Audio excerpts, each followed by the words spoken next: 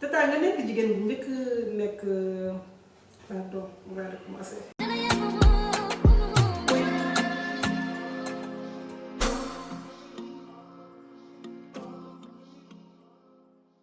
salaamaaleykum maa ngi leen di dalal ci seen émission héritage ak Awa tey nag ma nekk fekk ak sama toondoo Tata Awa Thiongaan ñu xam ko ci wàllum statistique ak économie Tata maa ngi lay nuyu di la remercier ci teew bi ñu fi teew te maa ngi lay bàyyi nga nuyoog ñu ñuy seetaan. maa ngi lay fay di leen remercier ci li ngeen ma invité aussi ak di nuyu ñëpp ñi am occasion seetaan bi. Tata nga nekk jigéen bu njëkk jiite statistique ci Sénégal ak Afrique ndax métti woon yilif ay góor. waaw mais man ni ma ko gisee woon comme service bi dafa beesoon dafa jeune disons loolu lu normal la nit ñi am ay ambition moom na fekk rek ñu nangu xam ne que ci fu service am il faut kenn jiite mais ñun li ñu doon doxal moo doon esprit d'équipe donc dañu foogoon ne équipe lañu dañ leen won ne équipe lañu ba nga xam ne loolu wàññi na mais du tere xawoon na metti tuuti nag quand même. yan façon difficulté nga amoon en tant que jiitu jigéen. waaw xam nga mooy li may wax rek xaj na sax yenn saa yi duñ la ko woon parce que nag da ngay ñëw aussi xam ne dañ la jox loo xam ne yow yaa ko njëkk a am. soo ci lajjee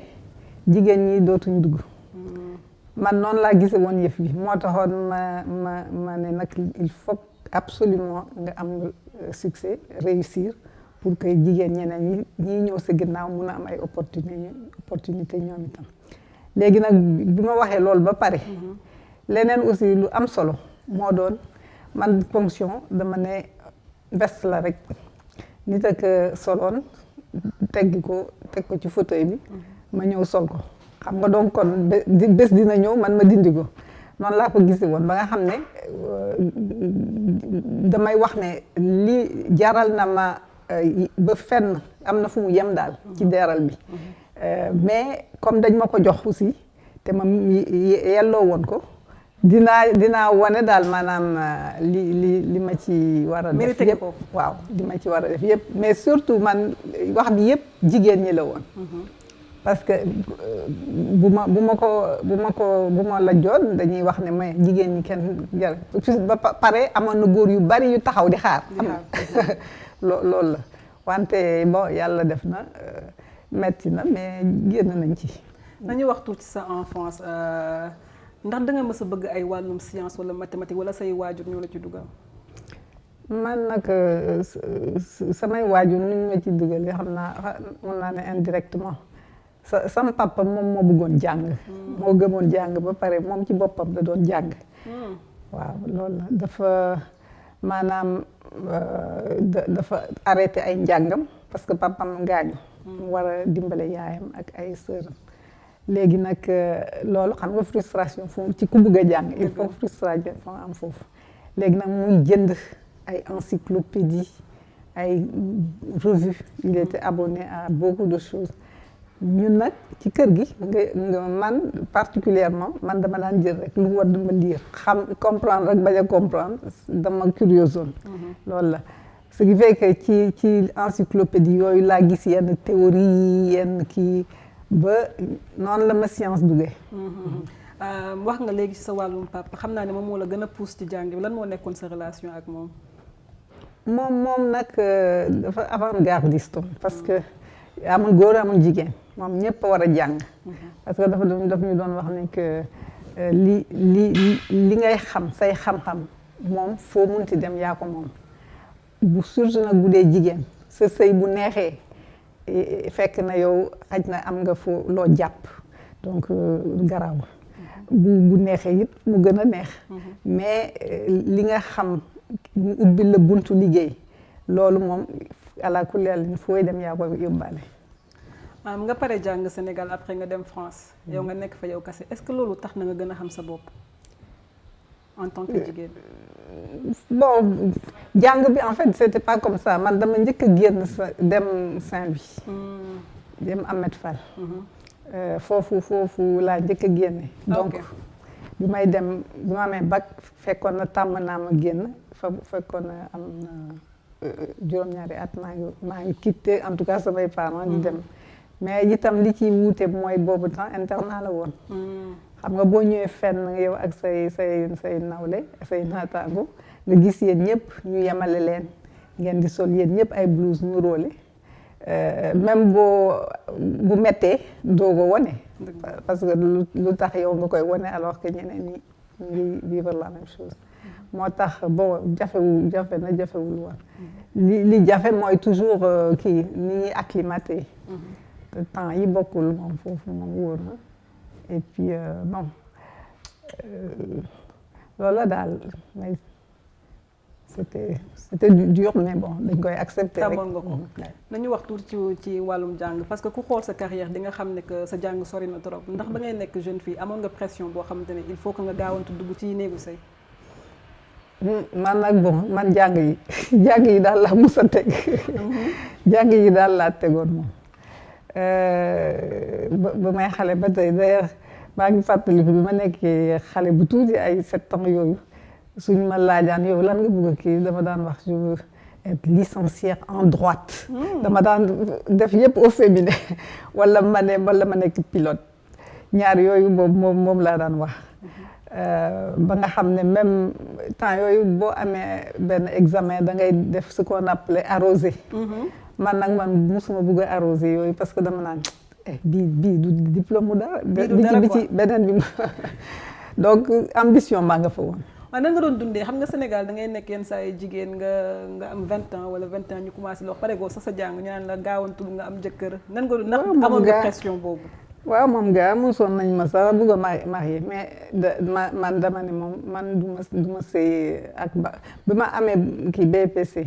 ñu samay morom yu bari BPC boo ko amaan nga dem defi institutrice wala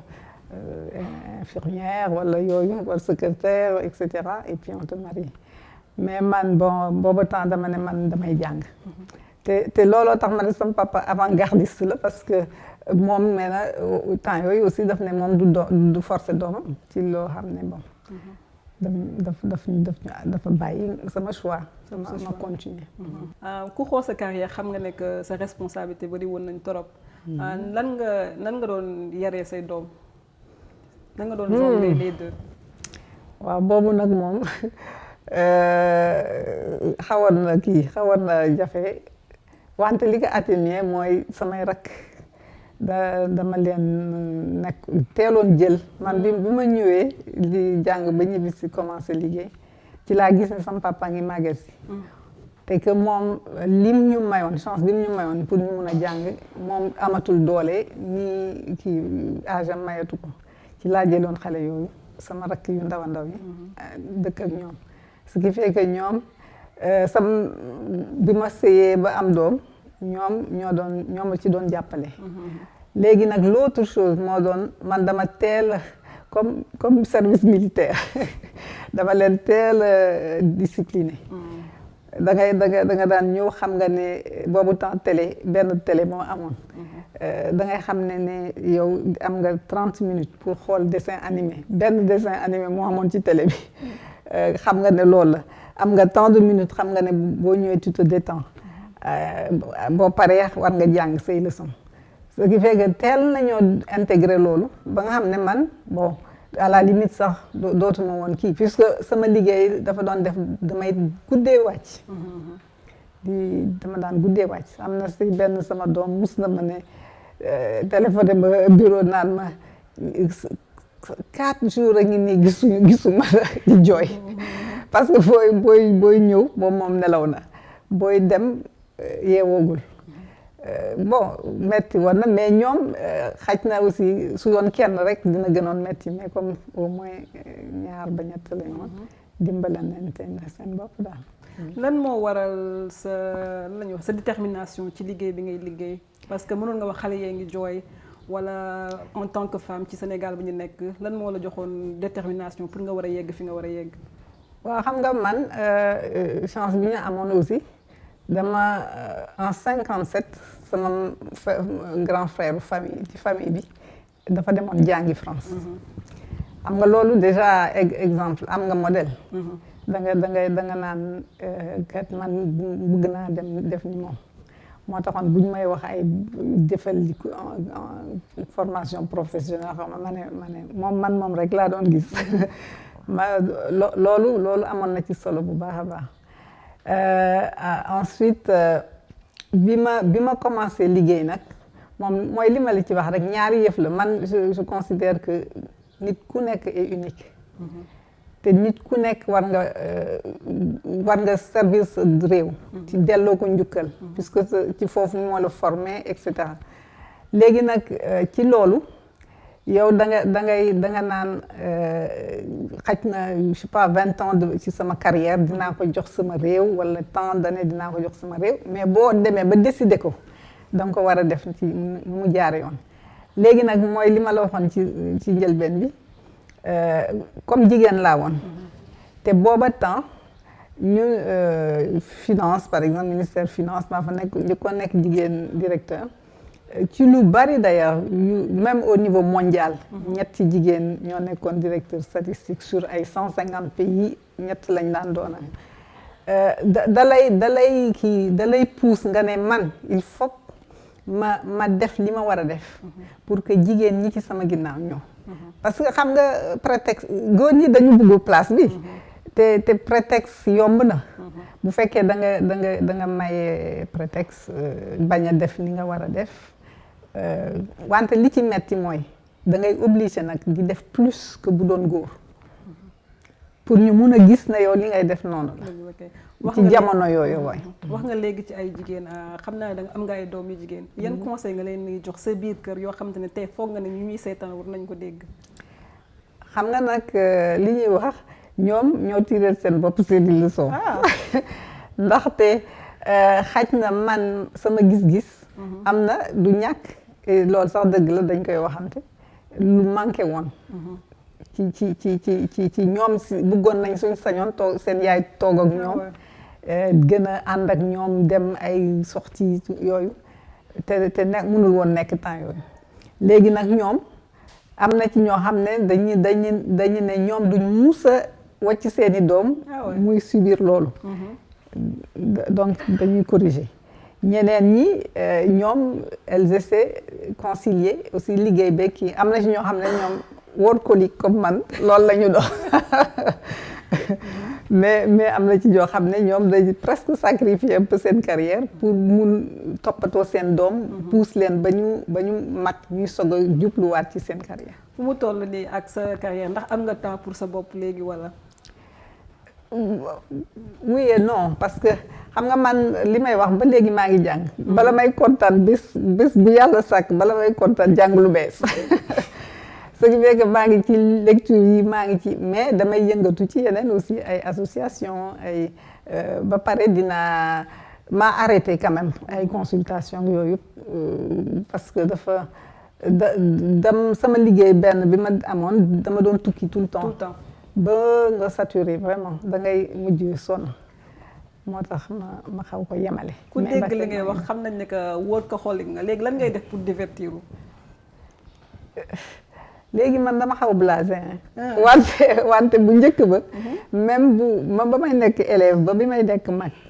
bu may liggéey wala may def mathématique damay teg musique loolu la woon. man tamit mathématique laa jàng donc c'était la même chose saa yi ma doon def math dafa fallait que mu déglu musique. oui day mel ni da lay inspiré solution bi daal di génn ci sax. ban façon musique ngay gën a déglu daanaka far. man nag kii la woon ay Miles Davis. Nina Simone xam nga loolu suñu génération. man ay rock la woon yu gën a tàng rek. yooyu moom day metti bopp ci man mais ñun nag ñu doon na xaw xumb mais xaw soft aussi. ñun suñu génération rhythm and blues yooyu lañ loolu lañ tombé noonu. mais nag suñu génération aussi les plus grands musiciens. dëgg la ci boobu jamono la woon. donc Tata suñu waxtaan bi neexoon na trop te su ma sañoon tey du jeex. donc maa ngi lay bàyyi nga tàggatoo ak ñuy seetaan. waaw bala may tàggatoo kay sax ne leen yéen li ngeen di def c'est fantastique initiative bu am solo la parce que bi may jéem a préparer yëf bi ci laay laaj sama bopp poser sama bopp ay questions ma gis ne mënuma ci tontu.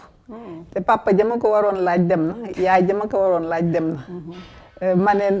am na solo que xale yi di wax ak kii parce que man dama gëm lien intergénérationnel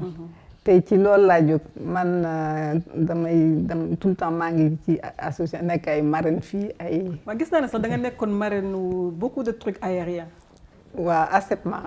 kii association. ok léegi da nga mës a bëgg yëfu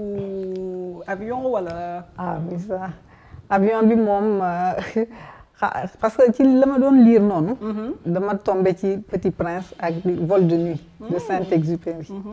loolu moo ma poussé ci aviation. te ba may am 7 ans 6-7 ans yooyu ba léegi. dañoo nag faf yàlla may na ma nag tukki naa ci avion ba doy façon yu nekk di def daal waaw ba sonn alhamdulilah. donc jërëjëf Tata encore. maa ngi leen di remercier ci ànd bi ngeen ànd ak seen émission héritage ak Awa di leen jox rendez-vous beneen yoon ak yeneen invité merci et à la prochaine.